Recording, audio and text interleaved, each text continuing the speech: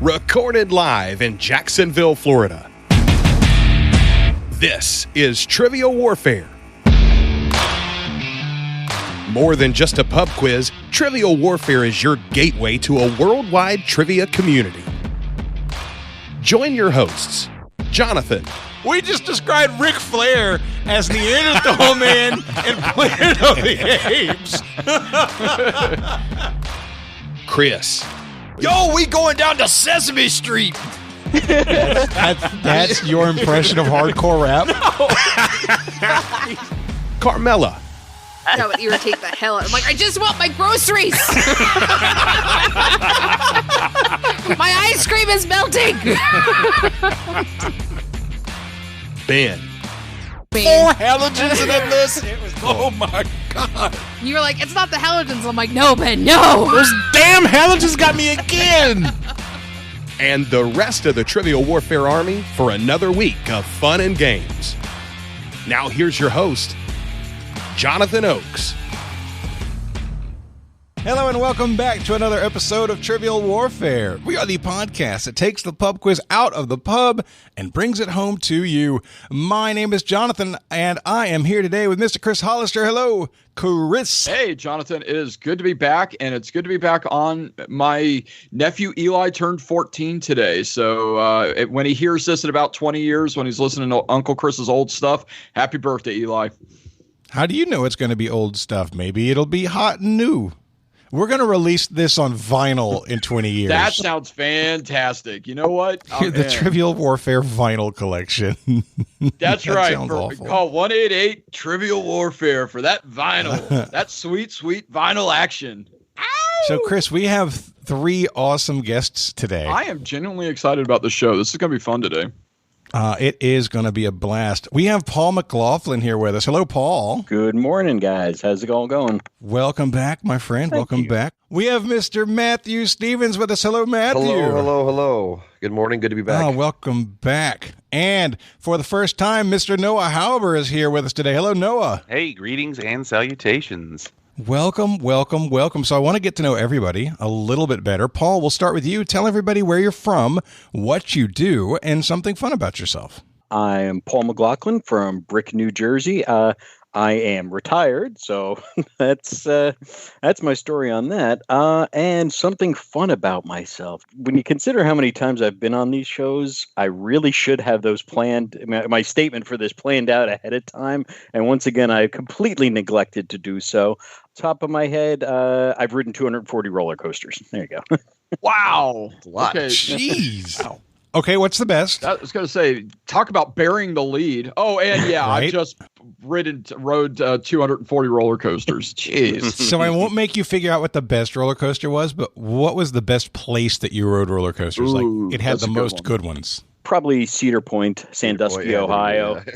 I thought you were about to say that. That gets a lot of love. Oh, yeah. All right, well, welcome back to the show, Paul. It's great to have you. Thank you. Matthew, remind everybody where you're from, what you do, and something fun about yourself. Good morning, everyone. My name is Matt Stevens. I am a professional musician from Rochester, New York. And something fun about myself we were talking about a little bit before we got going here. But due to the quarantine, there wasn't a whole lot of music over the summer to be performed. So I had to get a little creative. And starting on April 1st, I actually started a show on my Facebook page, on my musician page, a live stream it's called The Happiest Half Hour. It was every weekday at 3:30, and we just did a half hour of music. It ended up being about 6 songs per show, just to kind of brighten people's day a little bit in the middle of the day when people had nothing to do, sitting at home. And kind of accidentally, we turned it into a non-repeat. After about 150 to close to 200 songs, I thought to myself, well, I hadn't repeated a song yet because only 6 songs an episode. Maybe I can get to 200 songs without repeating a song. So we did. And then once I got to 200, I'm like, well, how far can I take this? And as of last week, because of everybody starting to go back to work and such, we've actually dropped it down to 2 days a week. So it's only Tuesdays and Thursdays now. But we're still keeping the streak going since April 1st. And I'm at 536 songs that I've played on the show. Without repeating a song yet. So Wow. It's a lot of work. But What should people search if they want to find that? Matthew Stevens Music is the page. It's Stevens with a PH. Sure is. So and they're all still on there, and I also have them all recorded as well, and it's video really and cool. audio. And we have I had some guests. My wife is a featured guest on it a lot. Her name is Allison Sparkles. Well, that's her stage name, but so she comes on and does Sparkle Spectacular, and we do all songs that feature her. And then we have a trio called Purr, and we would do Purr's Day Thursdays every now and again. And then our friend Pop Tart would come up with his keyboard, and we would do a trio up here. And had some guests along the way that were up here in my attic in my studio, and it was a good time. Very cool. Did you do the Humpty dance yet? No, I've not done the Humpty. Well, there's one you can add to the mix, brother. Well, Have you done Return to the Mac? Wait, hold on here. Okay, Yes. Matt. Bigger Yes. question is: have you Yes. played Warm It Up, Chris? You're I have warming up not Chris. played song Warm It Up on for the there. Christmas show. No! So I might have to do that actually. I did all my originals early on in the span of the show, so I should add Not to all it. of them, my Not all of friend. them. Not Correct. all of Yeah. My Is it too late to ask for goodness. All Freebird, right. or is it just not the Oh, right I time? did Freebird already. Oh, he did Freebird. Okay, we're good It was- to go. We did. I It was did one an whole show. episode It was 30 of, minutes long. I did an episode where it was tunes that everybody loves to request, but musicians hate to play. And that was the closer of that show. Yeah, exactly. All right. Well, welcome back. It's great to have you. Thank you. Noah, tell everybody where you're from, what you do, and something fun about yourself. Yeah, my name is Noah Hauber. I'm an IT systems engineer in Atlanta, Georgia. And during these COVID times, I've been stuck indoors so much. I've actually gotten into woodworking and been doing a lot of building shelves, tables. Been taking an online course from a guy that runs a YouTube channel called Woodworking for Mere Mortals, and it's just taken off. I just started repairing some old stuff my dad gave me, some old, like a drill press, cleaned it up because they live in Florida, so all his stuff is just sitting in a shack somewhere rusting. So done a lot of repairs on it and really gotten into it, gotten good and really enjoyed it. It's kind of if you sit in front of a computer all day, it's kind of a nice kind of counterbalance to everything to go and craft with your hands and see what you're doing as you're building something in front of you. So it's been kind of neat, actually. Gotten bitten by the bug. That's That is awesome. outstanding. That's really I cool. love that. All right. Well, it is awesome having you all here today, and I think it's time for us to get started with a game we like to call Warm It Up, Chris. It's time to warm it up on Trivial Warfare today. And there's only one person who can warm it up for the TWA, and that's Chris. And sometimes Jonathan. As Jonathan knows, or as y'all know, if you've listened to the last 10 or 15 episodes, we did I first started off by saying, hey, we need to list off all the European countries. Then Oh, boy. we had a little Oh, bit of boy. fun. We went into Asia and did all the Asian countries. I'm already going to start writing. Let me just say, listening to those episodes, all I could think was, glad I'm not on that one. Then in the midpoint, a couple episodes ago, we did the states in Australia. Well, today, my friends, we are doing African countries. African countries, all right? I am already writing. All right. Oh, my God. South America, be prepared. We're coming up on you next. So what I'm going to do is it's going to be a 2 strikes and you're out policy. We're going to go around the horn, and everybody will give an answer. And if it's correct, you're in. If you get 2 of them wrong, you're out. All right. And then whoever's last person standing, or if we run out of countries, that will be the end of the Warm It Up, Chris. So just to let you know, everybody, there are 54 African countries. Holy cow. Jeez. As of when I pulled this about a month ago. I will let you know if a particular letter runs out, but other than that, you are on your own. Jonathan, I am not going to start with you. That's fine. You're going last. Paul, we're going to start with you. Okay, well, then I have a chance of getting at least one here. Let's say Kenya. Kenya, absolutely on the list, and K's are officially closed out. All right, Noah, you're next. Let's say Egypt. I'll take the easy one. Egypt is on the list. Well done. E's are not locked out. There's a bunch of them. All right, Matthew. I will say Ghana. Ghana, absolutely on the list. And rounding out with Jonathan in the first round. I'll go with Gabon. Gabon, well done. All right, so 4 for 4. Great job, everybody. We're a little warmed up. Here we go. Paul, you're next, sir. I'm glad you said that there was another E, which led me to Ethiopia.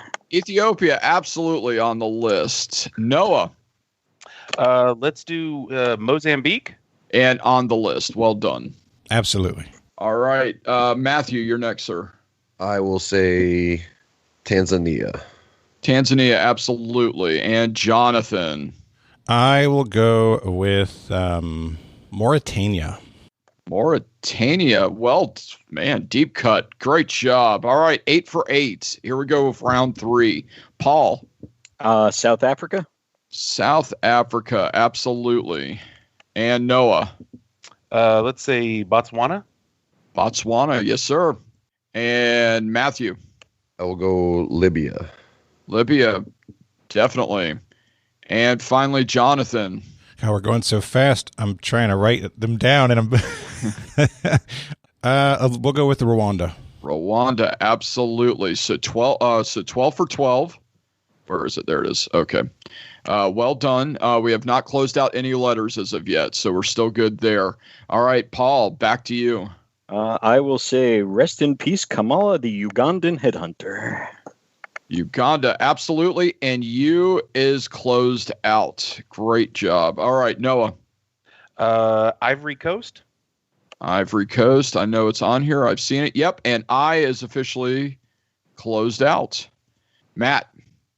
I will do Nambia. Nambia. Well done.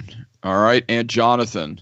Just for clarification, I think it's Namibia. Oh, sorry. Yeah, you're right. I'm sorry. Namibia is right. All right. I still because I mess up stuff, I understood them completely. I did too, but just because we're picking them off and there's another one that sounds like that, I wanted to be clear. Understood. Is it my turn? Yes, sir. I'll go with the one that sounds like that, and I'll say Zambia. Zambia absolutely is on the list. All right, so 16 for 16. First off, well done, everybody. No misses so far through 4 rounds. Let's go for round 5. Paul, you're next. Okay, since we're on the Z's, I'm going to go Zimbabwe. Zimbabwe, and Paul closes out another letter. Z is closed out. Noah. Oh, of course. Now we've burned everything as soon as we get to me. Is it Republic of Congo? Is that it? I'm trying to remember because I know Republic of Congo on the list. Great job. And ours are now officially closed out. Matthew. I will say Sudan. Sudan, absolutely. Hold on, as soon as I could find it. Yes, there it is. Okay. And Jonathan for the last one in the 5th round. So, Chris, there's a couple that have similar wording there. When you gave him credit for Republic of the Congo, were you giving him credit for the Democratic Republic of the Congo? I was not. I was giving him credit for Republic of the Congo. Okay. Would you like to take the Democratic Republic of the Congo? I will take the Democratic Republic of the Congo. Absolutely, on the list. All right, so 20 for 20. Again, great job, guys. Doing so much better than I would. That's why I'm asking the question and not participating in this. Paul? Round 6 begins with you, sir. Well, Jonathan just took my final, the final one that I had written down here with the DRC. Now I'm sorry. You said that there were no more Z's. I have Zaire written down. Is that not a thing? It's not a thing. Not anymore. Huh. Okay. Well, yeah. All of the middle continent republics, I believe, incorporated that. They merged like Voltron. I believe the DRC is actually what Zaire used to be. I think so too, but I always get confused, so I tried not to be specific. Yeah. So, Paul, is that going to be your answer, or do you want to try something else? I think I'm done here. I made it a lot further than I ever expected I would on this list. Paul, think about it a little bit more. That's just your first strike, so you're good. You got one more coming up after that, okay? So, Noah, you're next. And this is one of the ones I'm not sure if it's still a country. Is Niger still a country? Or is that one of the ones that was on the list? Well done. Yeah, absolutely. Unless it's changed in the last month. No, it is. All right. So Matthew. I will say Nigeria. Nigeria, and the letter N is officially off the board. Jonathan for the last pick in round 6. I'll go with Sao Tome and Principe. Nice job. Absolutely on the list. Somebody's been studying. So somebody used to do the Sporkle quiz of naming all the countries about a year ago, and I got really good at it for time. I refreshed it a few weeks ago, So I'm not like fresh. Was it right about the time that Chris started doing the countries in Europe and the countries in Yes, as a matter of fact. Yes, he is shower fresh on that one. Okay, so 23 out of 24. Again, well done, gentlemen. Paul, you're next. Were you able to think of one? I was, and I was very happy about it. And then I realized, crap, I already said Ethiopia. You did. Would you like to try something else? Yes, throwing up my hands in frustration. Okay. All right. So I'm guessing you're bowing out is what you're telling me. I am. All right. So our first gentleman is out of the game. Paul, thank you very much. Noah, we're up to you then. I'm not sure if it counts as part of the African countries. Madagascar. Absolutely. On the list. Great job. Still plenty of M's out there, everybody. Matthew, you're up. Algeria. Algeria. Absolutely. And Jonathan. I'll go with Cape Verde. Cape Verde. There you go. Unfortunately, we lost Paul in this round, so we're going to go back to Noah. Noah, you're going to be first up in round 8. Let's do Chad. Chad. Absolutely. Chad is like, hey, what about me? Matt. Monaco. Monaco, where are you? I know you're on here. Yes, sir. And Jonathan. Monaco? Or no. Is that Africa? No, Monaco is not on the list. I'm sorry. I confused it with another one that's on here. My apologies. Sorry about that, everybody. Yeah, I just totally blanked. And okay, yeah, that's a mess. I think we all know what you meant to say, but I couldn't let that go because people are going to give us crap about it if we do. All right, nope. I apologize. Jonathan, do you want to choose the one that Matt was trying to say? No. Okay. No, I'm fine. All right, fair enough. I'll let him. I'm not going to steal that from him. I'll let him pick it up. I'm going to go with Burkina Faso. Wow, nice job. All right, so going into round 9, Matt now has his first strike. Sorry about that, Matt. All right, Noah, back to you. Morocco? Morocco is the one that Matt was trying to say. Noah said, I'm not above stealing it. And Noah Noah just kicked him in the groin. So there you go. Okay. That's what I get. Matt, you're next. Liberia, absolutely. No. Where is Liberia? Oh, yes. Wait. I checked it off already. Nobody said Libya before. Nobody said Liberia. I checked off the wrong one then. My apologies. There you go.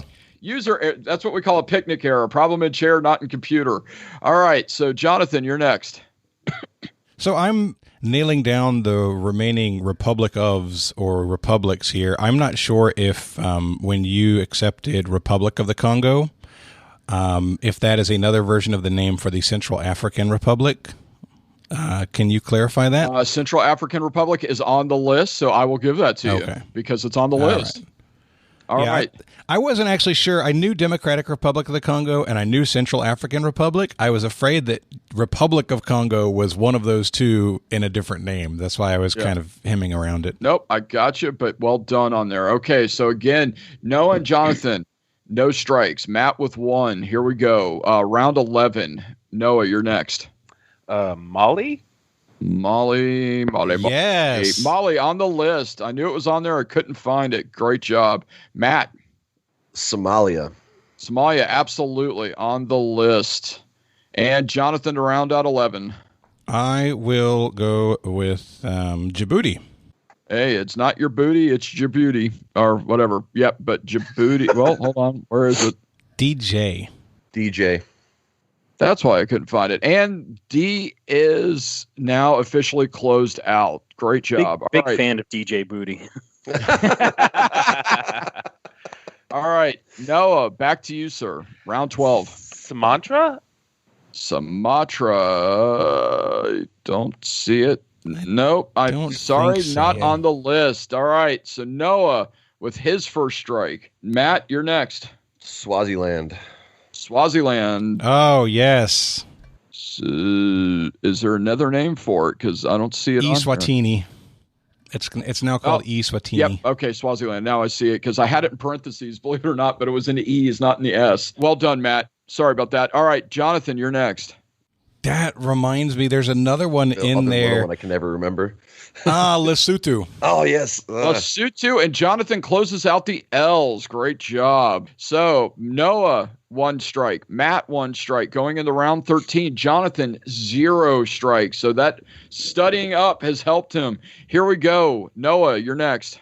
There was a South Sudan. I don't remember if they've changed names since then, but South Sudan, because I know we said Sudan. South Sudan on the list. Good job. Absolutely. Matt, you're next. I think I'm out. I've gone through my whole list here, and I believe I'm going to probably have to tap at this point. I think that's all I got. Matt, thank you very much. Okay, so we're down to 2 competitors. Jonathan, you're next. I'll go with Equatorial Guinea. Equatorial Guinea, absolutely on the list. And it looks like you stole one of Noah's, so well done on there. So through 14, we have 2 competitors left.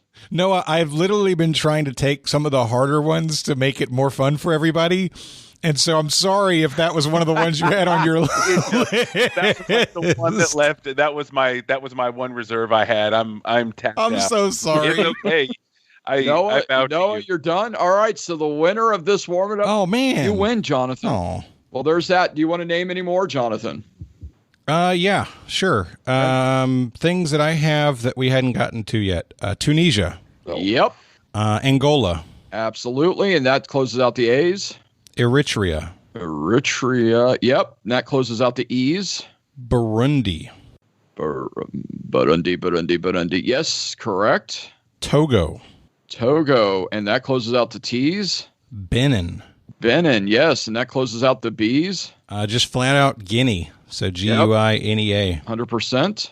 And then the last 2 I have that I wasn't 100% sure on were Mauritius. Absolutely. Well done. And Comoros. Well done. Yes. So Jonathan, fantastic. Honestly, everybody, you guys did a great job. I'm really well done, impressed.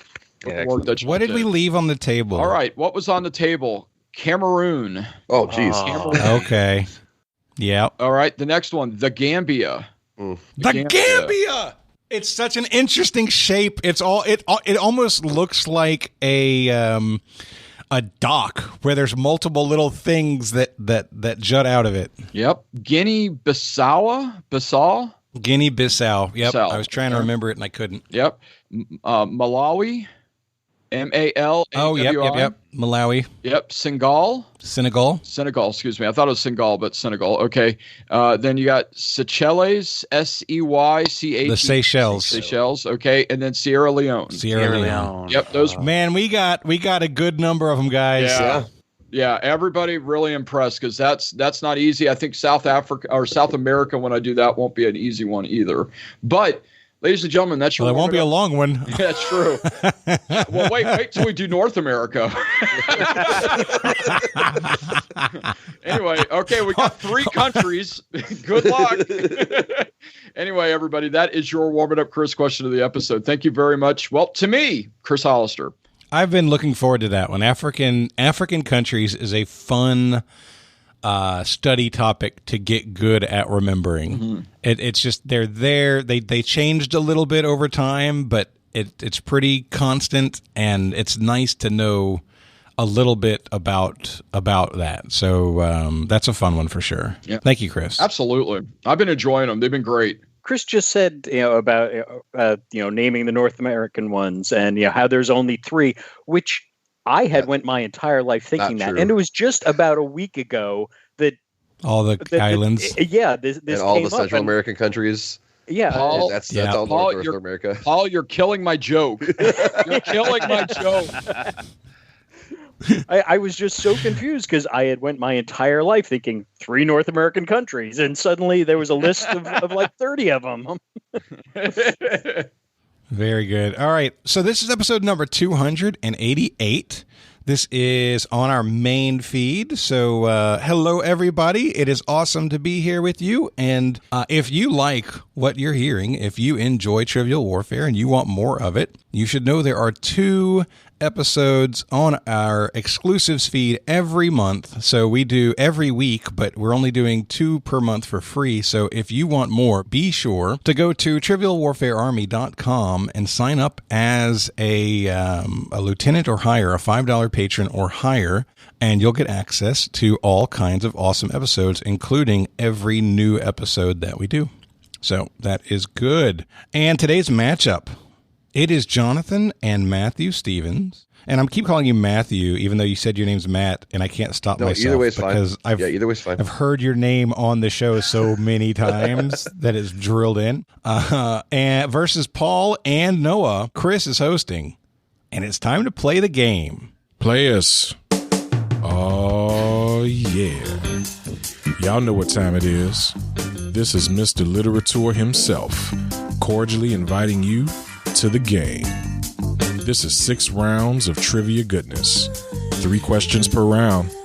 Every right answer gets you 10 points. In the middle, we'll take a pause for the cause and ask a midpoint question worth up to 20 juicy points. After round 6, you can wager any or all those points you've been building up and take a shot at the final round. It's a series of theme-based questions we call the Gauntlet. It's just that easy, baby. But this game ain't gonna play itself, players. Let's get it on. I'll be honest with you. Every time I hear Matthew Stevens' name, I hear it in Joel's voice, just FYI. Mm-hmm. So Absolutely. Even when Jonathan says it, it's still in Joel's voice. Is that? What's funny is Matt hears it in Joel's voice too. I do. Your round 1, question 1, the category is Friends or Friends Forever. And your question is, Britney Spears, Justin Timberlake, Christina Aguilera, and Ryan Gosling are all graduates of what famous kids show? Yeah, we're locked in. All right. Matt and Jonathan are locked in, so Paul and Noah, you can talk it out on air. Well, we technically texted each other the same answer, except mine auto-corrected us a little bit. Oh, tell us what the autocorrect was, please, Paul. Our unofficial answer is the Mickey Mints Club. What channel is that on, is my question. Food Network. Butter. Yeah, I've always heard references to Britney Spears and the other as members of the Mickey Mouse Club. So I think that's what we're locking in with, right? Absolutely. Okay, and Matt and Jonathan. We also said the Mickey Mouse Club. What's funny for me, initially the first thing that I thought of was Kids Incorporated. Oh, wow. You remember that? Yeah, Kids Incorporated, K-I-D-S. That's what in my head, that whole thing went. And then I look at Matthew's text and it's like Mickey Mouse Club. And I'm like, oh, that's right. See, now I'm going to get to the gauntlet and just go, Kids Incorporated, the whole game. I think Kids Incorporated was about 10 years before this, because that you're showing your age a little bit on that one, Yeah, Jonathan. For sure. But the That answer, was late Yeah. 80s, probably. yeah, the technical answer is the new Mickey Mouse Club. However, I am taking the Mickey Mouse Club. Well done, both teams. Your second question is in the category of sports ball. And your question is, Barry Bonds is godson to what Hall of Fame player who also played with Barry's father in Major League Baseball? So Barry Bonds is the godson. That's correct. Barry Bonds is the godson. I'm looking for the Godfather. He'll make you an offer he can't refuse. I don't know why I made that sound like a vampire. My apologies. Blah. The vampire godfather. The blood. I am the blood father. Blood Father. All right, I think we're going to lock in. Yeah, I have a quantum of thunder, but I'm not a king of baseball here, so we may be going with Paul's answer here. Well, yeah, we both had one answer, and neither of us apparently are. I know I'm no good at baseball. My thought was Doc Gooden. Noah liked Ken Griffey Sr. and Barry Bonds. You know what? I really think I like your answer better. Okay, I know he played. I remember hearing Bonds played with King Griffey Sr. I know he was around surprisingly later than you thought he would have been. But again, I'm not a master of baseball by any measure. So if your call, man. Yeah, and they were both part of Mr. Burns' team, so we know the errors. Yeah, match. exactly. So Excellent. So all right, yeah, we're gonna go Ken Griffey Sr. final. Matt and Jonathan. I'm also not good at baseball. I couldn't remember for sure that Bobby Bonds played for the Giants, but I do have this strong urge in my mind that Bonds and Willie Mays are connected together, and so I believe that Willie Mays is his godfather. So we said Willie Mays. And your answer, Willie Mays. Nice. Yes.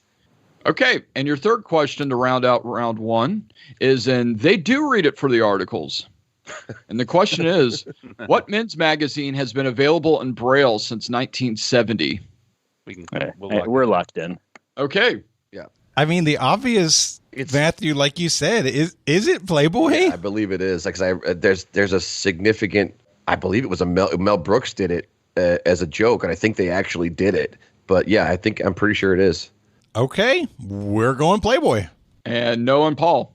Yeah, we went Playboy. I think it was Robin Hood Men in Tights. It was Robin Hood Men in Tights. Yep. They pull the castle away. Oh, and yes. The guy's sitting there, and he's got the centerfold, but he's like, So yeah, we went. That character, the character's name is Blinken, and he was awesome. I remember he's grabbing up on a statue. He's like, "Master, you lost your arms, but you grew a nice bosom." That movie is hilarious. Well, your answer is in fact Playboy. Well done. Well, after round one, 30-20, Jonathan and Matt are in the lead. Okay, let's see if round two can stump you guys a little bit more, making I guess a little easy, but that's okay. Your round two question one category is a place I would like to visit when COVID is finally over. And your question is, what U.S. monument built in 1963 measures 630 feet in both height and width? How many feet? 630 feet in both height and width. All right, I think we're locked in. All right, cool, Paul. Thank you. So, yeah, that's best I could think of. Yeah. All right. So Jonathan and Matt. Matthew, I have two thoughts. Yep. The first thought is that it might be the St. Louis Arch, because that is something that could be as tall as it is wide. The other thought that I have is that's the year of the Kennedy assassination. Correct, but he said completed in 63. Oh, so they were building. They would have been building it before. Would have had to have, especially since Kennedy was assassinated in December. It would have been. Yeah, for sure. So we were planning this for 3 years. That's awful. I like St. Louis Arch. I like that a lot, actually. I do too, because when you hear 630 by 630, you think it must be a block. Yeah, right. Exactly. It must be a box. Yep. But it doesn't have to have the shape of a box. I was thinking. Yeah, I like that. Yeah, I think I like that a lot. Let's go. All right. Let's go. Do you have any other options? Well, the other thing that popped in my head was the Parthenon in Tennessee. Okay. But I don't think that's a U.S. monument. No, it's not tall enough either, I don't think. Yeah. 6. All right, let's do the arch. Yeah. Okay. Yeah. All right. We'll say the Gateway Arch. All right. And Noah and Paul. Well, it's too small for a Borg cube. So, yeah, we said the St. Louis Arch. I would love to go there to see my Cubs beat the St. Louis Cardinals. Yes, it is the Gateway Arch in St. Louis, Missouri. Well done, both teams. I like that question. Yeah. That it's misleading in a good way. Yeah. All right. Your next question is for round two is in movie voices. And the question is, Jodie Benson played Barbie in all of the Toy Story movies. What other famous character did Benson voice in a 1989 movie? You just blew my mind with that piece of information. Matthew just calmly shared a piece of unrelated information, and I'm just like, holy crap, it is, and that's amazing, and I never knew that. And we're locked in. All right, good. All right, so the thing that Matthew shared, first, Matthew, you got to the movie before I did. Yeah. I think you were there, so why don't you walk us through your thought process? So 89 in my mind went right to Who Framed Roger Rabbit, because it was around that time frame, and it would have been, because it was an animated film and famous character, but then I'm like, it's definitely not Jessica Rabbit, because that was Kathleen Turner. And I'm like, holy crap, Jessica Rabbit was Kathleen Turner. I had no idea. You didn't know that? Oh, wow. No, I didn't know that. Okay. I think it's amazing. But I believe that Betty Boop was a titular character. It was sort of side character in that film as well. She was in the bar. Yeah, and she definitely was a talks to waitress Bob in the bar. Haskins' Yep. character for sure. Boop, boop. You still got it, Eddie. Yep. So that makes me... But that doesn't sound anything like the voice of Barbie from Toy Story. Yeah. Are there any other female characters in Who Framed Roger Rabbit that it could possibly be? You have Hilda the hyena. Yeah, but I don't know if you remember her. The fact that he said, "Is it famous?" Did you say famous character, Chris? I'll repeat again. The last part was, what other famous character did Benson voice in a 1989 movie? Okay, so it's not Hilda hyena. It's not going to be like an incidental character in. All right. Okay. Betty Boop sounds good. I'm stuck on it. That's the only thing I can really, because other than 1989, I can't think of any animated movie that would. Hold on, Little Mermaid. That could be Ariel. That was 89. Yeah, Beauty and the Beast was 91. Yeah. So Little Mermaid was 89. Yeah. Jodie Benson sounds real familiar for Ariel for me. Okay. And that would be a more similar voice to the Barbie voice in Toy Story. I agree wholeheartedly. Okay. I think that's a better answer. Okay, we're going to go Little Mermaid. Ariel. Okay. Noah and Paul. So we got Disney Plus when it came out, having a couple of kids, and so Toy Story 4 came out on it. We saw it a bunch of times. It was on repeat for a while, and I spend a lot of time on IMDb just noodling around on there. So I was really blown away when I was looking through all the details of it and found out that Barbie, that's Ariel, huh? What do you know? Wow. Just to let you know, Matt pulled a Jonathan. The answer is Ariel and the Little Mermaid. It was so close. We were about to lock in. I was so happy with that Betty Boop answer. I was like, all right, we're gonna catch back up here. Great. Just to let you know, Who Framed Roger Rabbit was out in 88. 88, not 80. Oh, right. You know what? This is why I got to that. So I'm in a band with my wife, and we do all 90s covers of every genre. Any cover from the 90s is up for a game, any genre. But and we really like writing medleys. And one medley that we wrote it's called the Disney medley, and it's all of the big songs from every 90s Disney movie kind of mashed together. Oh, that's and you included Mermaid? We were going to put Little Mermaid in it, but we found out it was 1989, and that's why it just popped into my head with 1989. Oh, wow. That's a good end. Man, that's a shame, too, because you could include Kiss the Girls, which is a great song. Good pull. All right. Whew. Man, that was great. That was awesome. That gave me goosebumps. That was fun. I'm a little shaky right now. Matt's like, can I have a cigarette? So your last question in round 2 is in space, the final frontier. Woo-hoo. And your question is... my kind of space. Your question is, which Apollo crew currently holds the record for reaching the furthest distance from the Earth? So you want the number of the mission? That's correct. Yeah, I think we're locked in. Is that right, Paul? Yep, absolutely. All right, so Jonathan and Matt, you can talk it out. So I know the first one that Jim Lovell went on did do that as well. Did circle around. Really? Yeah, because that's the way to other than just stopping and turning around, that's the way to use the least amount of fuel is to go around the other side of the moon and use the moon's gravity. I thought that was presented as a novel solution to turning them around. Pretty positive they did. Well, you know what? Either way, I don't have any other hard data than I think they did. But I definitely know they did on 13. So what we're discussing is the potential of it being Apollo 13 because they had to use the moon's gravity to slingshot back towards the Earth, and so that might have stretched them out as far past the moon as anybody's been. And Matt is trying to think of, or is saying that he's feeling like other missions did the same thing. And obviously movie magic and that kind of stuff, for me, that's where I'm getting it from. Sure. I felt like that was presented as a novel solution as opposed to this is just the way that we do things. Here's my thought would be, yes, we know they did it on 13, so might as well go with that. I don't have any other concrete information that it happened before that. Okay, let's do that. We'll say Apollo 13. All right, and Noah and Paul. Yeah, I think I'm trying to remember the scene in Apollo 13, but I think I remember that, after the incident, they're slinging around the moon, and then Houston basically radio says, "Congratulations, you're the farthest guys from Earth." And they're kind of looking at the moon kind of longingly going, "Yeah, but we'll never get to touch down on the moon because we're having to do this and get home."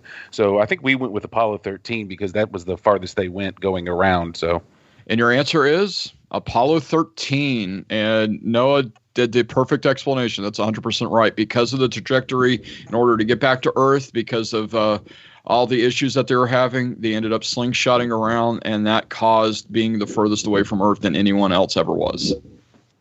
Until the Enterprise. That's correct. I mean, that's a given. Well, right? actually, technically Voyager, because Janeway, they went the heck out there. But yeah, sure. Where does Serenity fit into this? Oh. In Was that technically Earth? See, this is why were they ever on Earth? No, they were never on Earth, because Earth was apparently destroyed by that point in time. So that's just why they left. I just like to point out that I'm making geek jokes about this show I've never seen, and y'all didn't even pick up on that. No, I knew you haven't seen it, but I'm still proud of you. Very proud. After 2 rounds, Matt and Jonathan still with the perfect score, 60 points, but Noah and Paul are right behind them with 50. Thanks for the kibosh there, Chris. I know, right? Shift on the perfect pay. Your round 3, question 1 question. The category is an enlightened question. And I want to say thanks to Nick Groves for sending me this question. So thank you, Nick. Your question is, what name, meaning enlightened one, was given to Prince Gautama Siddhartha, who lived in northeast India from about 563 BC to 483 BC? Oh, we have a disagreement, Matt. Yeah, we do. Dun, dun, dun! May I suggest picking the wrong one? Chris, is it Siddhartha? Is it with an R? No. Siddhartha Gautama? No, it's Gautama Siddhartha, Siddhatha. I will verify that spelling for you real quick, though. How does that sound? No, you're good. Okay. Yeah, Matt, I'm 95%, Yep, dude. you're right.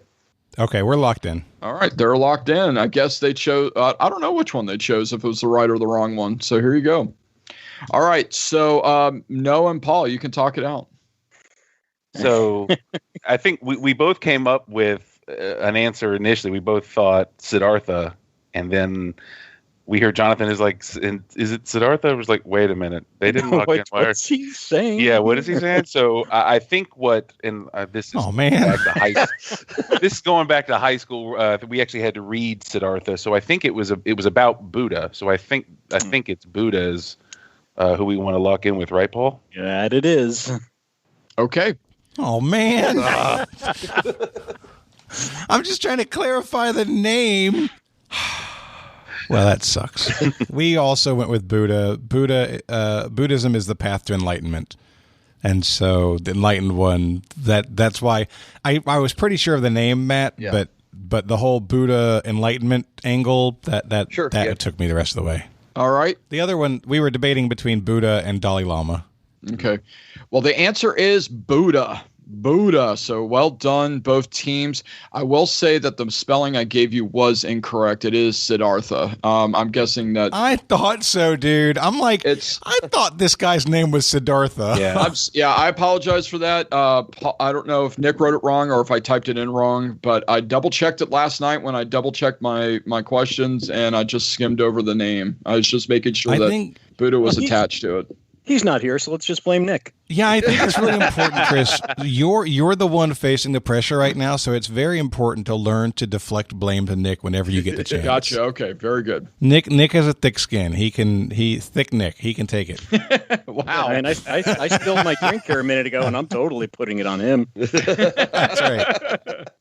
We actually love Nick. We really Nick's do. great. Yeah, great show that he hosts as well. So Jonathan and I have been on it a bunch of times. It's been fun.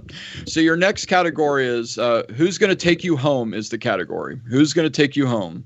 And your question is, what now defunct airline has the distinction to have been the first commercial passenger flight over the Atlantic Ocean between New York and Marseille, France in 1939? Why do I do this to myself, giving me words I know I cannot say? So the trick with the French words is anytime you see that double L's followed by a few vowels, it's almost always going to be a shortened, cut-off version. You're never going to pronounce the L's. Okay, good. That's a good tip. I appreciate that. Like Versailles is spelled Versailles. Yeah. Well, just like Marseille is spelled Marsalis. Let's do that. But I know that was the battle. Yeah, let's do that. Okay. We're locked in. Okay. So Noah and Paul, you can talk it out. All right. I was. We're down to 2, and Jonathan just gave one away. That Damn it, Jonathan! Yeah. By saying it's kind of meta, because I'm waffling. We were waffling between Pan Am and TWA. And I was already thinking of the Pan meeting across Am for America. So, and the question had mentioned from New York to Paris or to France. So it was across the American Ocean. So I was thinking Pan Am. What are you feeling, Paul? TWA, Trans World Airlines. I just have a feeling that they were more global. And you really, okay, here's my thought on this. If we assume that they went TWA, we have a chance to either catch up or fall farther behind by going Pan Am, or win or lose with them with TWA. And of course, this is still just assuming that, or we could start a land war in Asia. Have you thought about the OMG Airlines? That'd be very meta. Okay, you want to do Pan Am, Noah? Yeah, Pan Am's the only. I mean, I'm 50-50 on it, but the only reason I can think is that name Pan Am. So, yeah, let's do Pan Am. All right, I'll roll with you on it. Okay, Matt and Jonathan. So you're correct in the fact that Pan Am and TWA were the 2 airlines that were kind of racing to make that first intercontinental flight. And I was 50-50 on it as well, on which one made it first. You're correct in the fact that Pan Am stands for Pan American and TWA stands for Trans World. But I believe TWA did not stand for Trans World originally. I believe he changed it. Howard Hughes changed it to Trans World because they were going to make that trip. So we went with TWA. And your answer is Pan American Airlines. Pan Oh, Chris, I was comfortable going TWA because I thought it'd be a fun question to write having TWA as the answer. Yeah. Very meta, right? Yeah. That was really, really hard for y'all after you figured out that that's what I was thinking to go the opposite. Yeah, it was. That's like a really good call in a poker game when the pressure's on, you know? And full props to Noah for that one, because by myself, now I was going TWA all the way there. I'm sweating a little bit over here. I'm not going to lie. Solid pull, though. Good job. Really good job. Your last question going into the midpoint. The category is another word Chris cannot say. And the question is, the word honcho sounds Spanish, but in actuality is a word of what language meaning squad leader? Yeah. You like that? Yes, I do. It's kind of meta, right? Yeah. OMG! All right, we're going to lock in. You want the language, right? Yes, I want the language.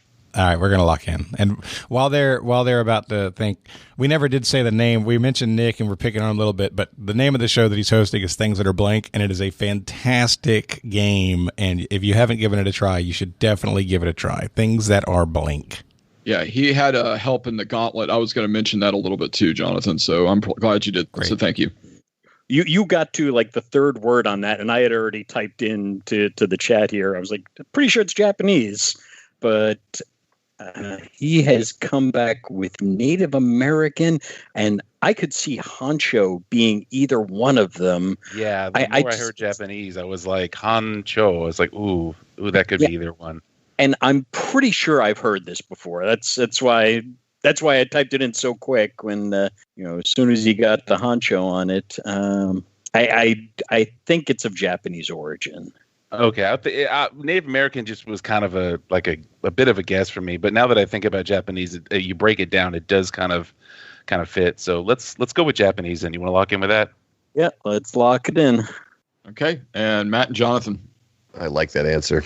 I like that answer too. I was thinking that honcho sounded very similar to gaucho, which is a Portuguese word for cowboys in Brazil. Yep. So we went with Portuguese. Okay. And the answer is Japanese. Wow. Japanese. Two questions in the same round. Wow, what a swing we have had so far. So unfortunately, I jinxed Jonathan and Matt by saying perfect score. So I apologize. Super hard to jinx. Thanks a lot, Nick. Yeah. You jinxed the crap out of us. But going into the midpoint, Noah and Paul have stormed into the lead, 80 to Jonathan and Matt's 70. The first half has been pretty easy questions. This midpoint is probably one of the more challenging ones I've written. So I'm excited. I'm excited to see what y'all can do with it. Your category for the midpoint is Women Trailblazers, Asian Edition. Whoa. And your question is, there have been 6 women Nobel Peace Prize award winners from the continent of Asia. For 5 points each, name 4 out of the 6. Yes, I'm good with that. All right, we're locked in. All right, great. Okay, I think we've got our somewhat hurting list here. I mean, we went from full motivation to a dead stop on this question. Okay. Well, we're gonna say Indira Gandhi. I hope I'm we're just gonna throw it out and see if pronunciations work. Malala Yousaf. There's one, Murad. I think is one, and that's where we were completely done with. So we figured, well, Marie Curie. Okay, so that's your fourth one? That's our fourth, sure. Matt and Jonathan. So we went back and forth a bit. We ended up locking in with Malala Yousafzai, Benazir Bhutto, Indira Gandhi, and Mother Teresa. Okay. And here are your answers. The very first Asian woman to win the Nobel Peace Prize was Mother Teresa in 1979 from India. Good job, Matt. Second one was in 1991 from Myanmar or Burma, Aung San Suu Kyi, 1991. The third one was Siri Abadi from Iran in 2003. She was the first Iranian Nobel laureate, as a matter of fact. In 2011, Tawakkol Karman from Yemen. And that's 2000. She was the first Arab as well as the first Yemenis Nobel laureate. In 2014, Malala. Go ahead, Jonathan. Can you say that again? I don't want to mess it up. It's either Yousafzai or Yousafzai. Yeah. So Malala Yousafzai, 2014. She was the first Pakistani as well as the youngest Nobel laureate. And then finally in 2018, Nadia Murad from Iraq. She was the first Iraqi Nobel laureate. So Jonathan and Matt, you guys got 2 for 10 points. Noah and Paul, you got 1 with Murad for 5 points. So at the end of the midpoint, really tough question, but good job getting a couple answers right, everybody. But at the end of midpoint, Jonathan and Matt closed up their got closer. Noah and Paul are up 85 to 80. I had something in my head, and it just went. Anyway, that was like a porky. That was like a porky pig right there. Yeah. Do you know? Honestly, no. I don't know about Porky Pig, but do you remember the God? What's the Uncle Scrooge? Not Uncle Scrooge. Scrooge. A Christmas Carol. Thank you. Do you remember the Disney Christmas Carol cartoon with the giant who's the ghost of Christmas present? You're right. Yeah. That's what it reminded me of, because he's like pistachio, yogurt.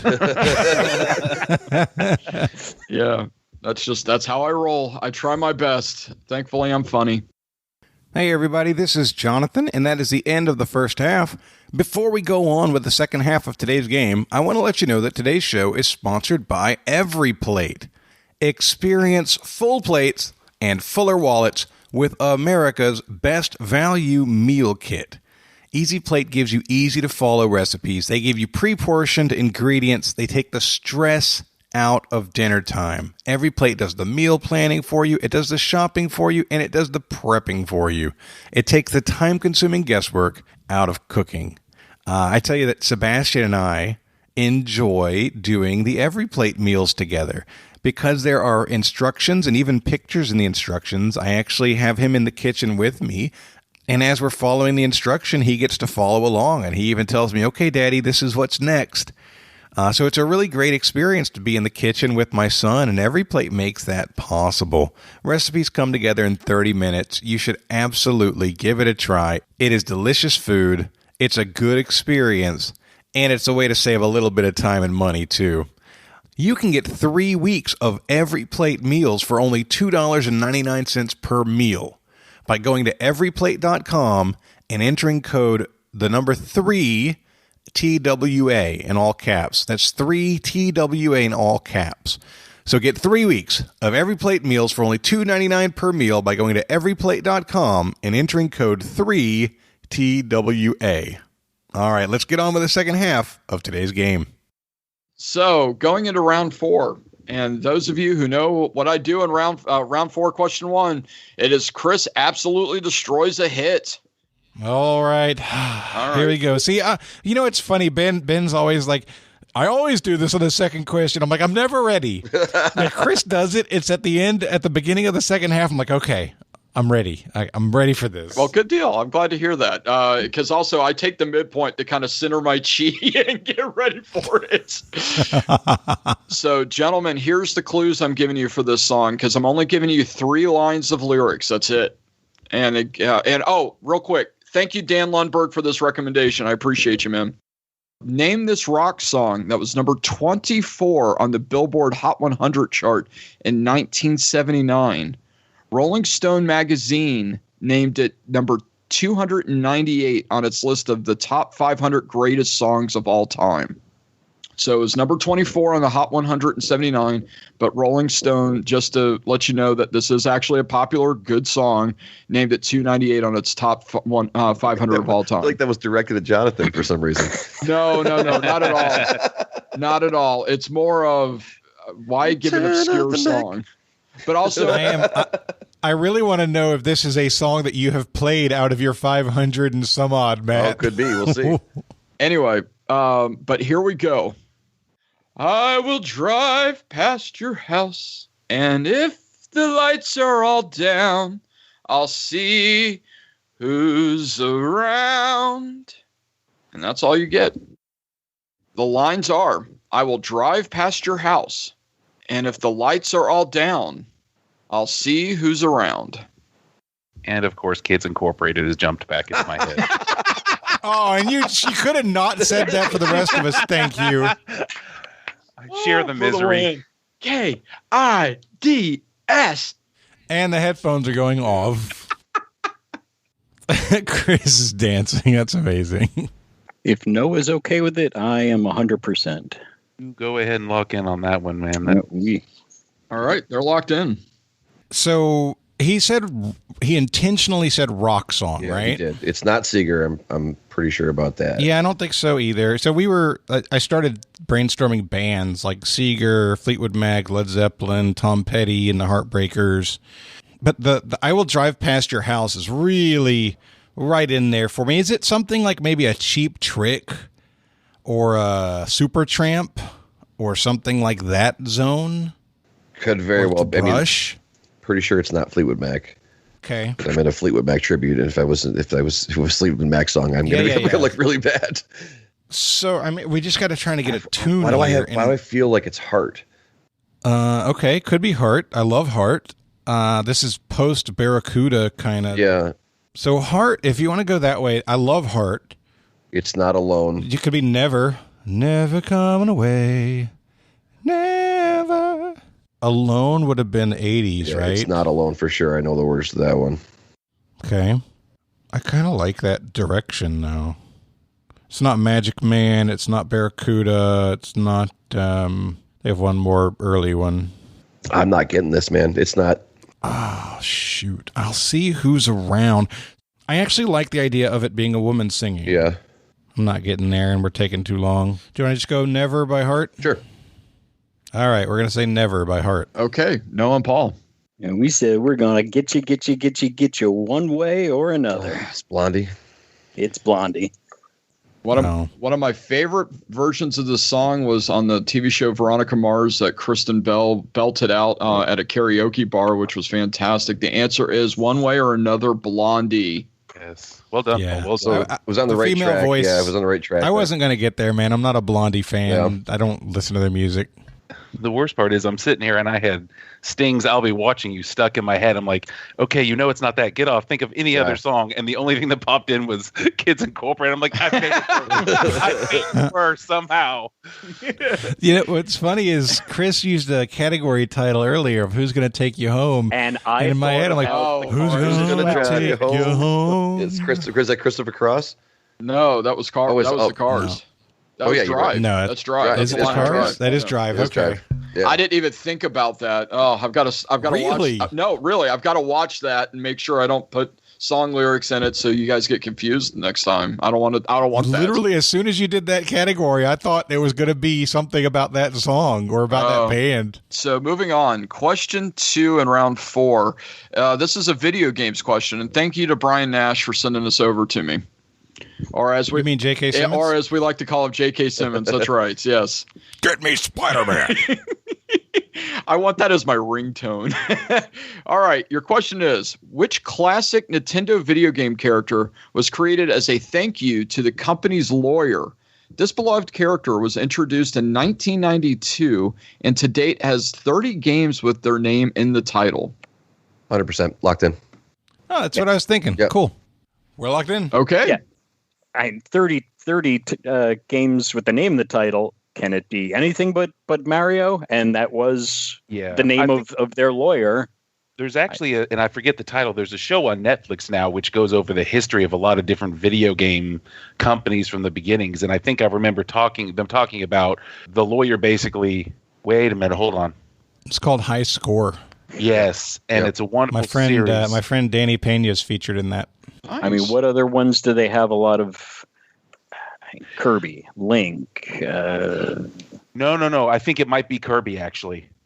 I remember that now because Mario was the guy's land. Can you? Right. Yeah. Mario was the guy's landlord of the building that they were. Yeah. Kirby was his lawyer, and I think they were going out, and he saved the company. And in return, and Kirby was, and then they actually interviewed the lawyer who had unfortunately passed away at time of airing of the show. But I think you're right. That's what it is. It was Kirby. I'm good with it. Let's lock it in. Lock in with Kirby. Okay. Could I convince you to go Yoshi? They were so close to locking in. I know. Yes, that's Kirby was the lawyer that defended them in the Donkey Kong case because that's what Universal Pictures was going to sue them over King Kong and Donkey Kong. Yeah, it's Kirby. Really good show. Donkey. Really good show on Netflix. The funny part is when Brian sent this over to me, I said, Brian, we can't use that. I asked a Mario question last week, and also this was a question that was asked a while ago. The answer is Mario. And he's like, no, it's Kirby. Yeah. And the answer you is said created in Kirby. 1992. It ain't going to be Mario. No, that's true. I didn't think about that, but I was, as soon as you said 92, I'm like, it ain't Mario. This is where at times where I wish we had cameras because Noah's face, when you said Kirby, it was just like, bing! Yeah. It was like the light went on and somebody was home. That was the last episode I watched was the lawsuit one. So it just connected. Yeah, and it was almost like you were like, stop talking before I lose it. Stop. Your last question in round 4 is in Science and Nature, and this is thanks to Science. Nature. Anyway, but many thanks to my buddy and former round 6 guru, Rob Warman, for this question. Rob Warman. All right. Anyway. By the way, R.I.P. Bob Rohrman. What? Found out he passed away a little while back. Who is this? He's the guy that does the commercials that we're imitating when we say Rob Warman. Oh, wow. Okay. No, I didn't realize he passed away. Okay. Thanks for bringing us down, Jonathan. Appreciate it.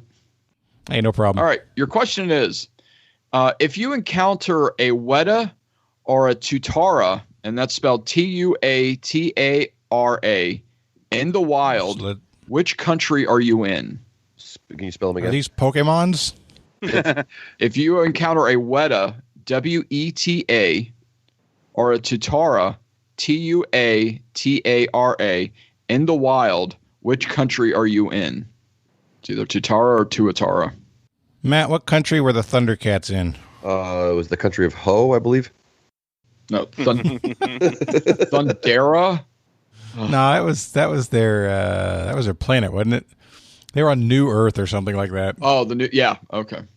It came from Thundera. Okay, we're locking in. Okay. Yeah. So we both think we're over there in the Western Pacific. Mm-hmm.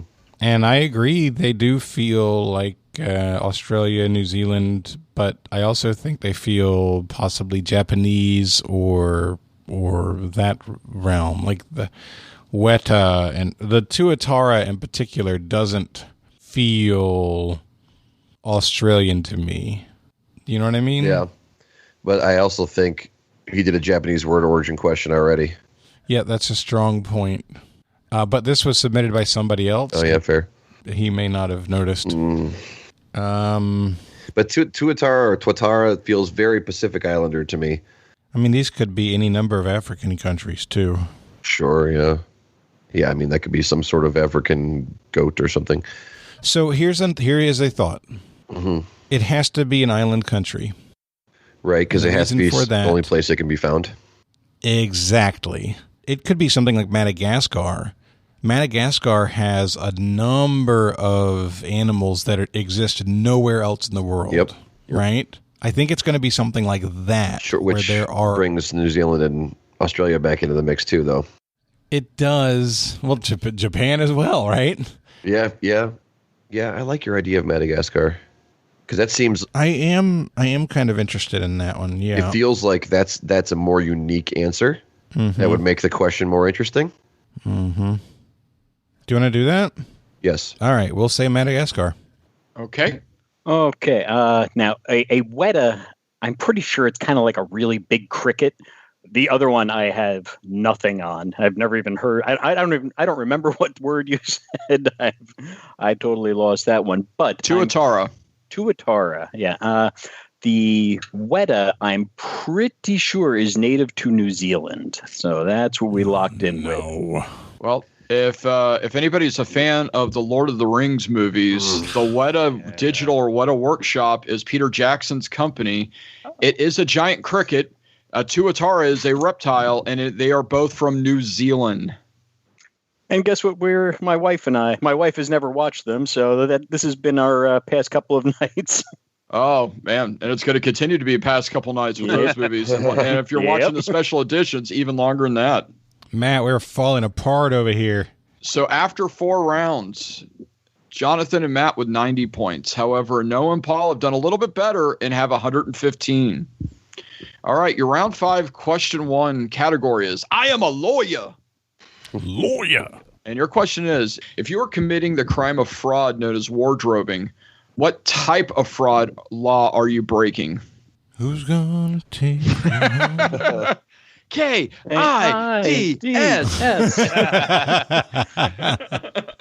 Let me take a note. Show title K-I-D-S.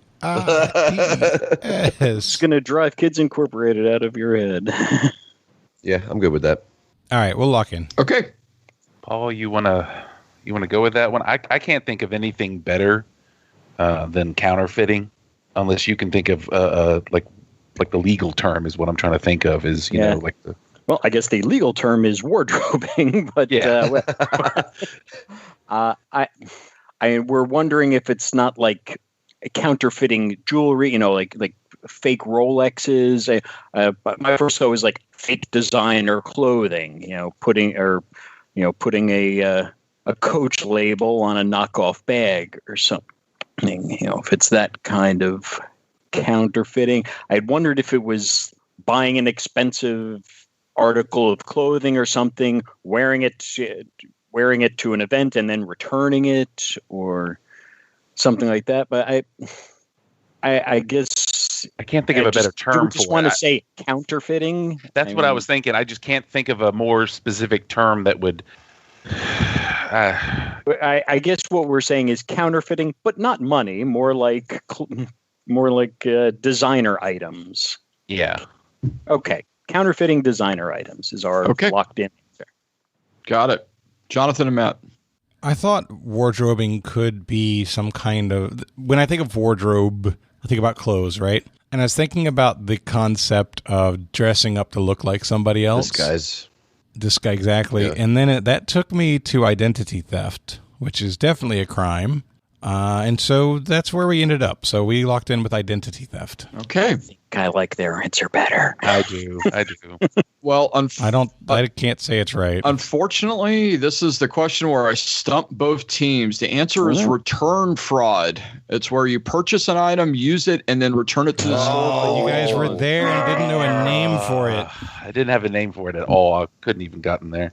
Yeah, they call it wardrobing, even though most of the time it's done with clothes, but also it's done, especially around Super Bowl time, with big screen TVs.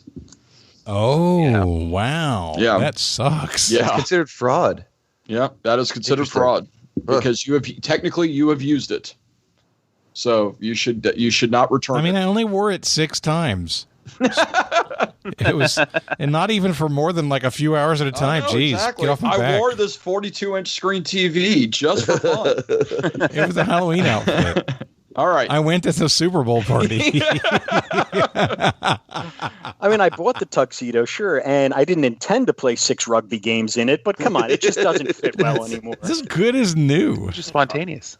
Your next question in round 5, and many thanks to Scott Barber for this one. Scotty Too Hottie. That's right. This is in sports ball. Sports. And your question is, what Australian is currently the number 1 ranked women's tennis player in the world? Although her name sounds like she could be a Pokemon catching Death Eater. Okay. Okay. Yeah, we'll lock in with that guess. Our almost assuredly wrong answer. That's right. We're locked in. Well, I don't know tennis. I don't know Pokemon. I barely know women. Noah, you said you know old school Pokemon. Now, okay. Like a Pokemon catching Death Eater. There are 2 words in there that I understand. Okay, I did read Harry Potter, so Death Eaters do fit in.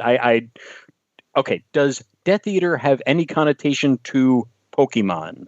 And again, my Pokemon knowledge stopped back in the old Game Boy days. So gotcha.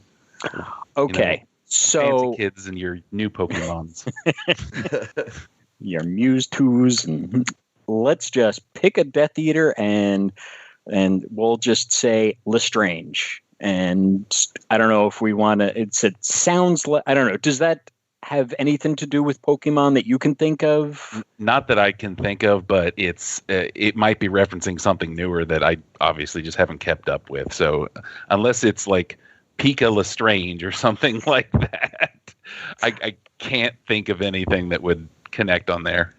Okay, we are going to lock in with Lestrange. Oh boy, yeah, we didn't know.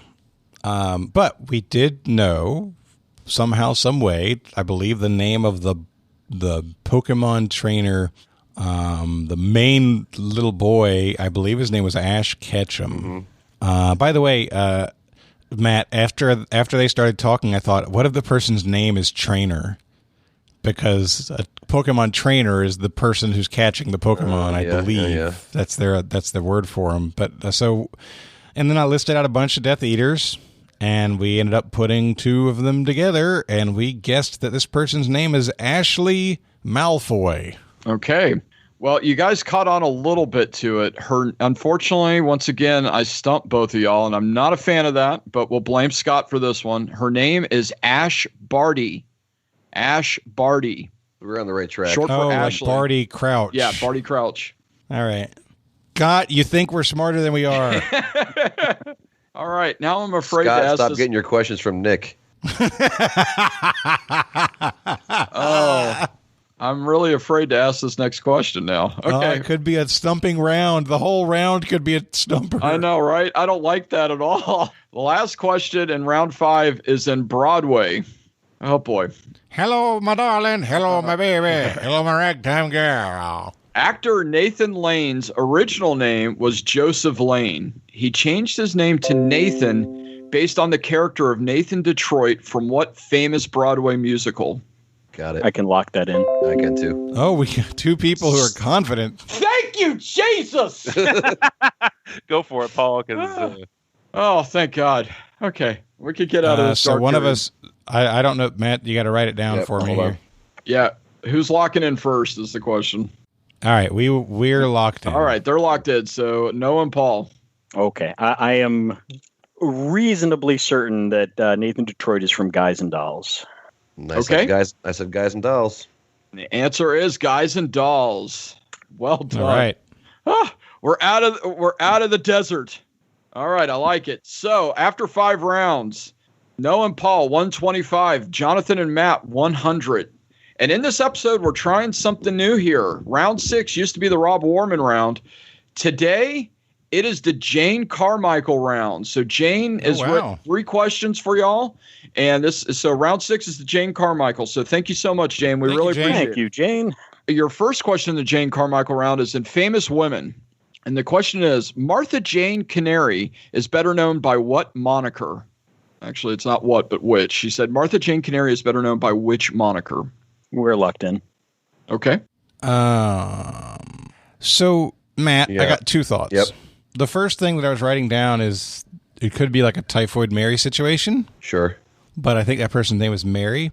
The name that came to me next, I don't know if this is the person's real name or not. And if it's not, it could be perfect. Lady Bird Johnson. Ooh, I like that a lot. Right? Yeah, so this yeah. person, Lady Bird, could be a nickname Sure. because of her last name. Yeah. Do you want to do that? Yes, I do. I like that logic a lot. Okay, we're going to guess Lady Bird Johnson. Okay. And Noah and Paul. Huh. And I always thought that her name actually was Lady Bird. I'm pretty sure that this is Calamity Jane, though. I Oh. like that better. All right. And your answer is Calamity Jane. Oh, Well done, man. Paul. Well done. Thank I you. liked your logic, though, Jonathan.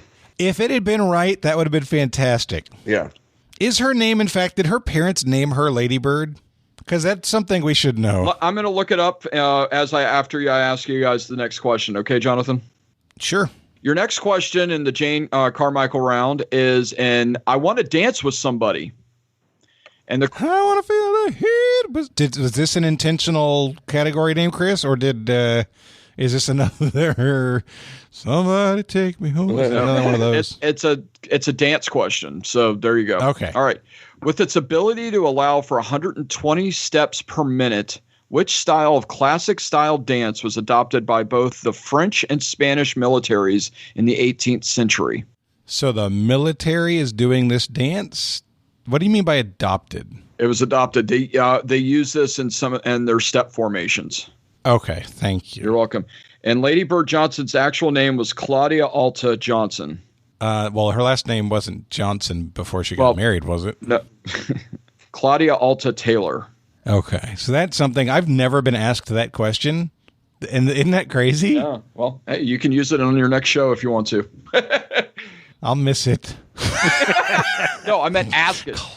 Claudia Alta Taylor. Okay, we're locking in.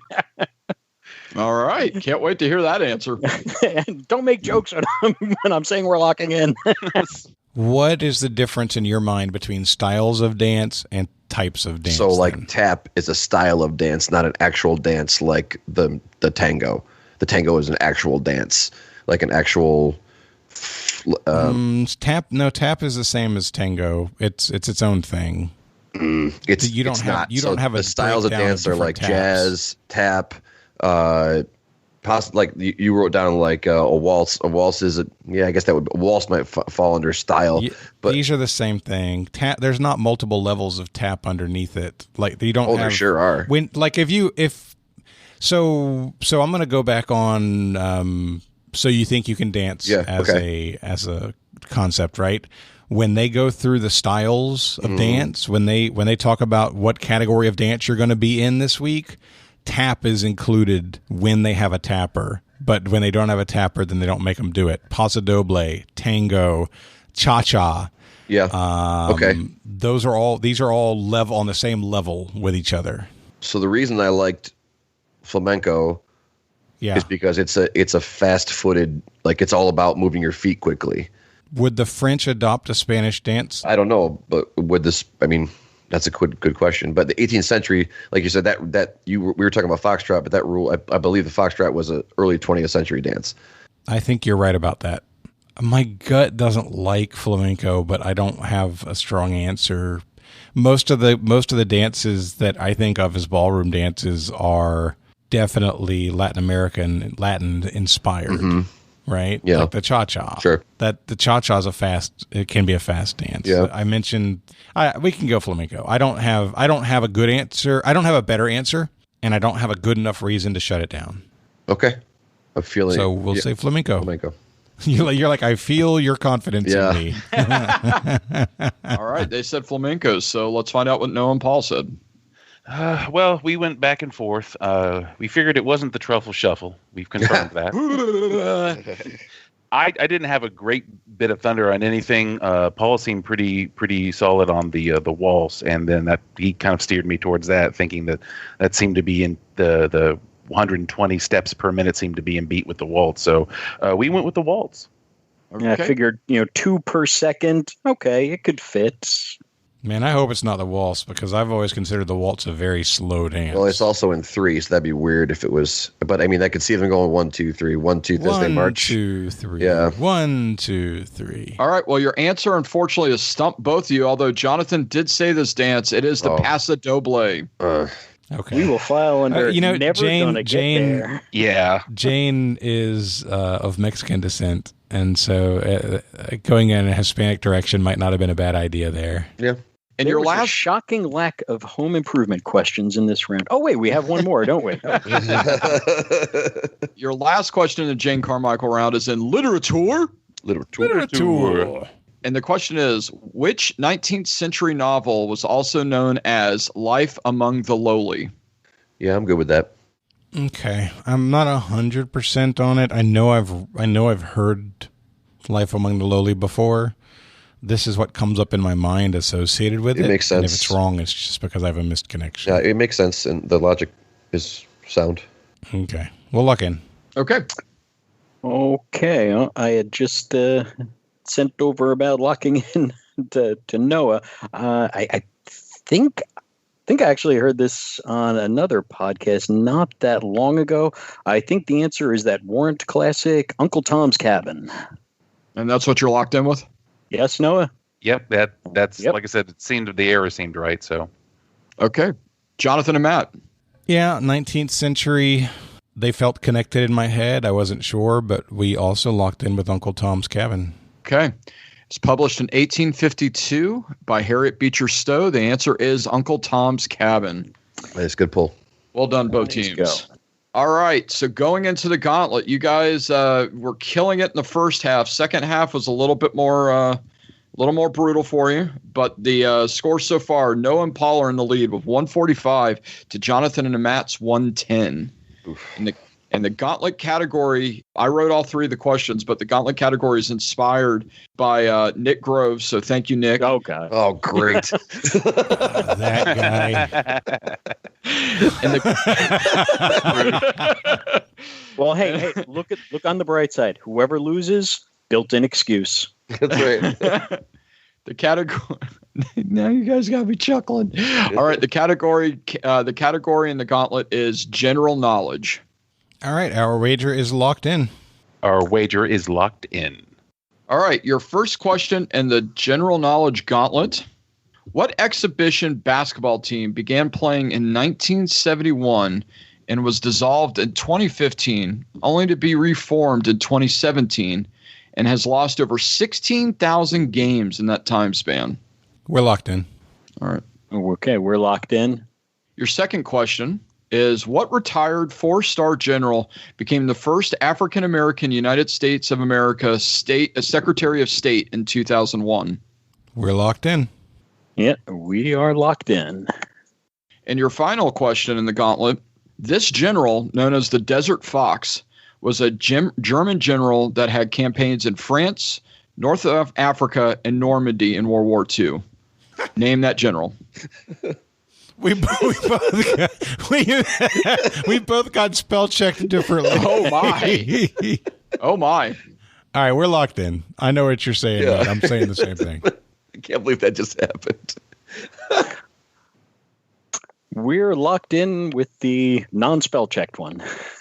Okay. Question 1 in general knowledge. What exhibition basketball team began playing in 1971 and was dissolved in 2015, only to be reformed in 2017, and has lost over 16,000 games in that time span? So, Noah and Paul, what was y'all's answer? Constant foils for the Harlem Globetrotters. It's the Washington Generals. All right. And Jonathan and Matt? We said the Washington Generals.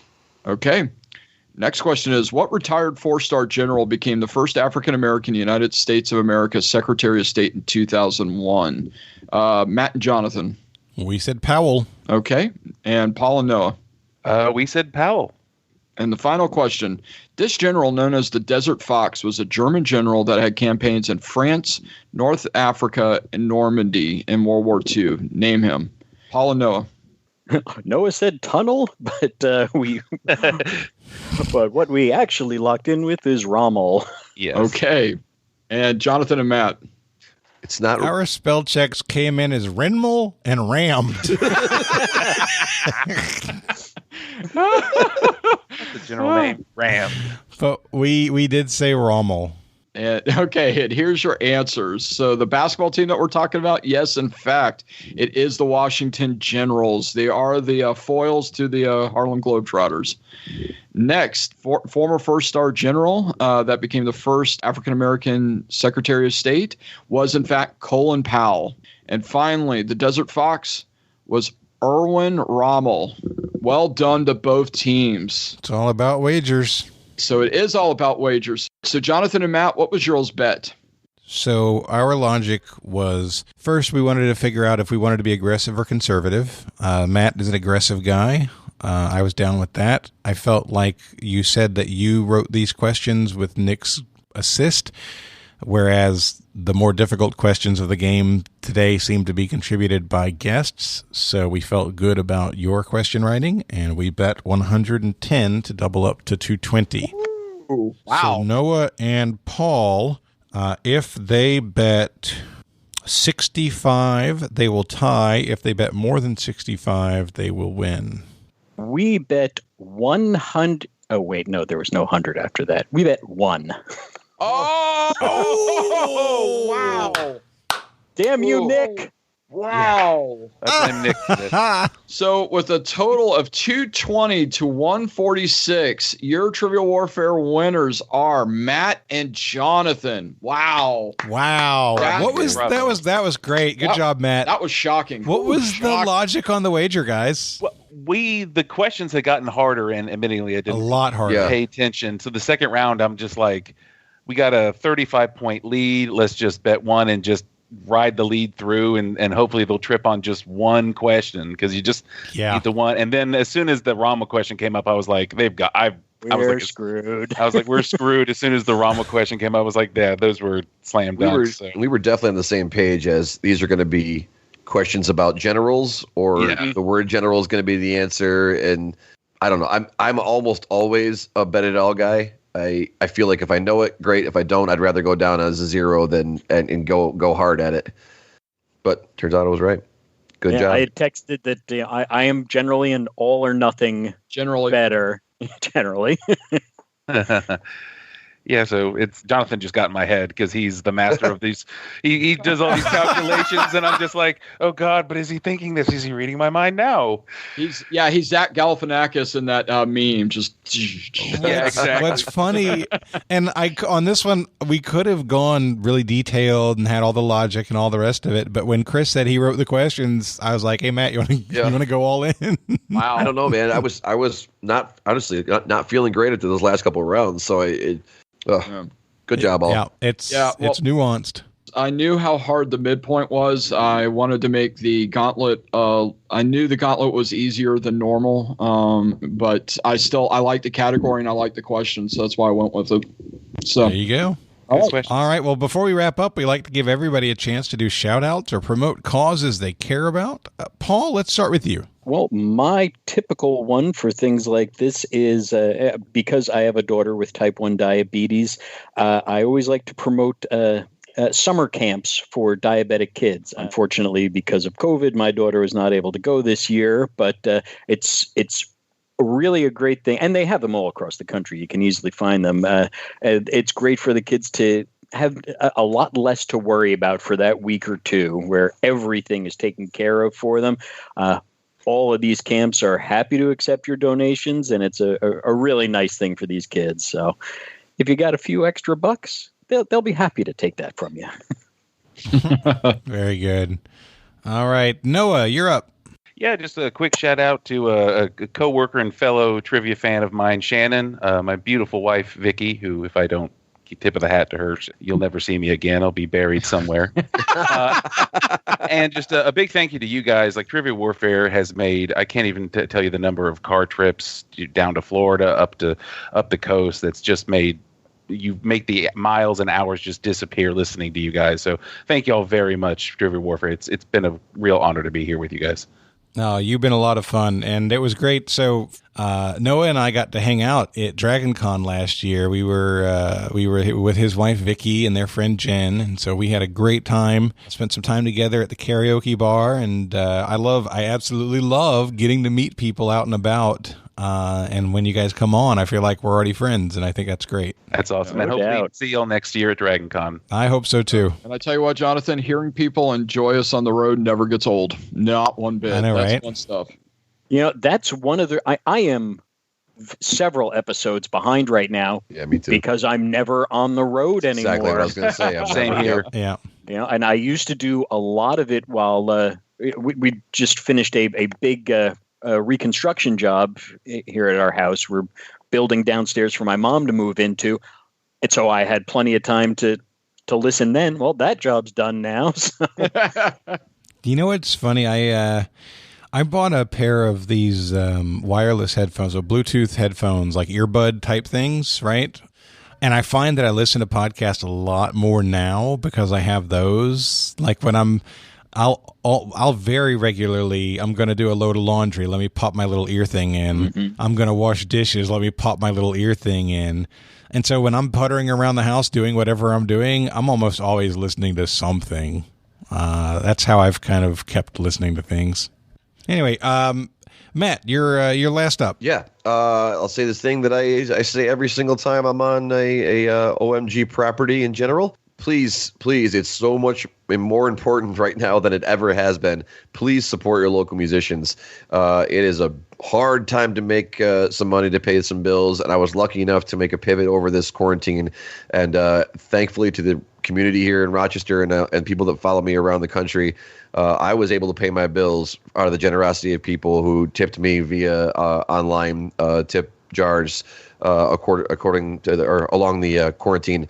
And I would not have been able to make it through this if it hadn't been for them and for the support of the local music scene here. And I cannot stress it enough. If you have the opportunity and you can see anybody who's playing, go put some money in their tip bucket, pay the cover, do whatever you can do. It's an important thing. And I've had so many people not come up to me and also reach out to me digitally saying how important just a half hour of music was in their day. And it gave them some sort of release and helped them cope with all of the stress that we were dealing with over the course of this summer. So please, it means a lot to us as musicians.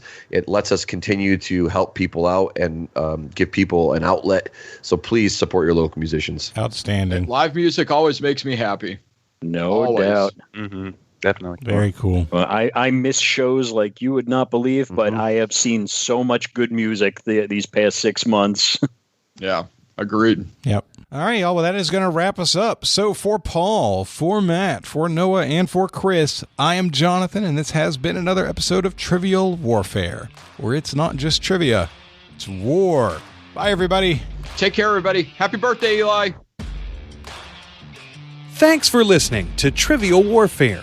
Be sure to check out the revamped TrivialWarfare.com as your one-stop shop to submit questions, Join the community and get access to over 150 archived episodes.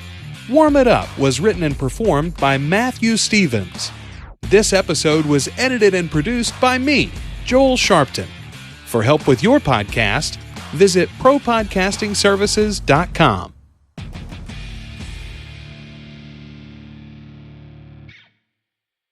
Sorry to chime in. That clicking sound isn't coming through, is it? I can hear it slightly now that you mention it. As long as Jonathan doesn't hear it, I don't care. Okay. I got a guinea pig that just will not lay off the water bottle. That's, oh my God. Get off the sauce!